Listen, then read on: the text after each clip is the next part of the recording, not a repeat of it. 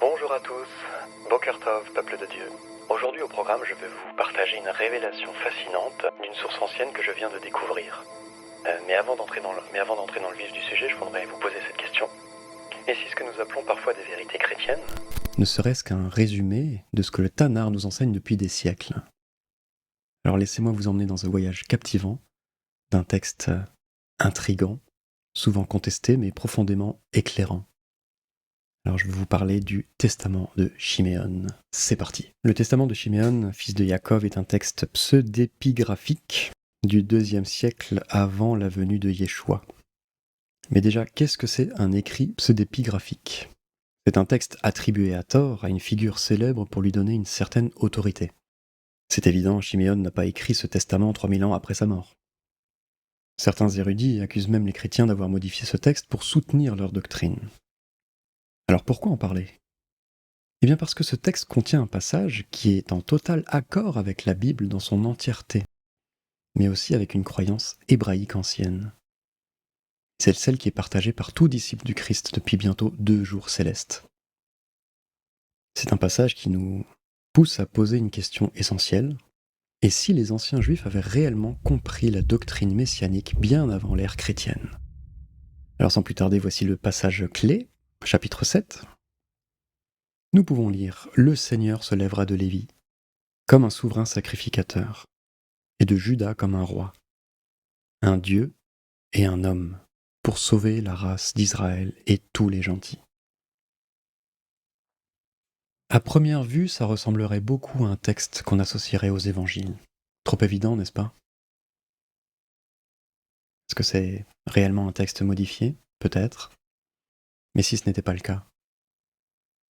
Et si ce passage ne faisait que résumer en une phrase ce que le Tanakh enseigne en profondeur ? Pour explorer cette idée, partons dans les écritures hébraïques elles-mêmes.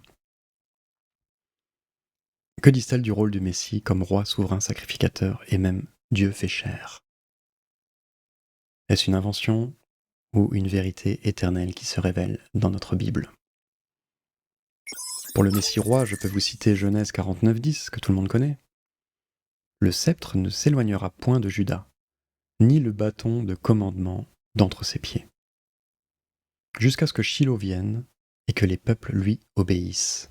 2 Samuel 7, au verset 12, « Quand tes jours seront accomplis et que tu te coucheras avec tes pères, j'affermirai ta postérité après toi, et j'affermirai pour toujours son trône. » Donc le Tanakh annonce un Messie souverain, issu de Yehuda, qui gouvernera les nations. Maintenant, le Messie souverain sacrificateur, c'est un détail un peu plus contesté chez certains juifs, mais Psaume 110:4 nous dit « Adonai l'a juré, et il ne s'en repentira jamais. Tu es Cohen pour l'éternité, à la manière de Malkitsédek. » Pour Zacharie 12:6, je vais vous mettre le passage en hébreu.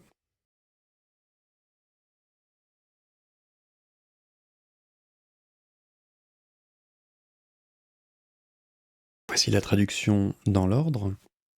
« Voici l'homme dont le nom est le germe.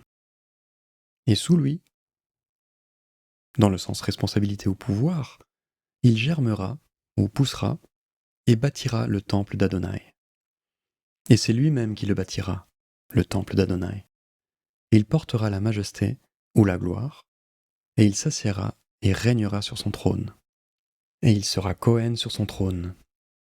Et le conseil de Shalom sera entre les deux. » C'est-à-dire entre la fonction du roi et la fonction du prêtre sacrificateur éternel selon Malkitsédek. Maintenant, allons voir le Messie comme Dieu. Je vous ai choisi Jérémie 23:5. « Voici les jours viennent, dit l'Éternel, où je susciterai à David un germe juste. » Nous venons de voir juste à l'instant que ce germe est le Messie.